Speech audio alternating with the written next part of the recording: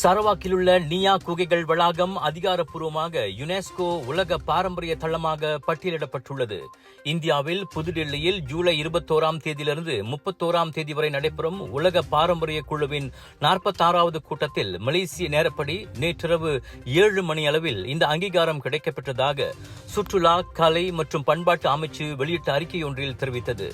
இந்தியாவைச் சேர்ந்த ஒரு பிரதிநிதியின் தலைமையிலான 21 உறுப்பு நாடுகளைச் சேர்ந்த உலக பாரம்பரிய குழு நியா குகைகள் பகுதிக்கு அந்த பிரபலமான அங்கீகாரத்தை வழங்கும் முடிவை செய்ததாக அந்த அறிக்கையில் தெரிவித்தது.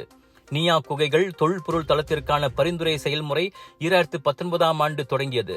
தற்காலிக ஆவணப்பட்டியல் 2021ஆம் ஆண்டு ஜனவரி 22ஆம் தேதி யுனெஸ்கோவிடம் சமர்ப்பிக்கப்பட்டது.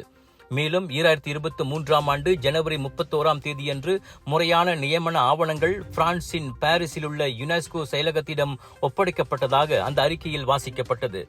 இந்த அங்கீகாரத்துடன் மலேசியா இப்போது 5 யுனெஸ்கோ உலக பாரம்பரிய தலங்களை கொண்டுள்ளது.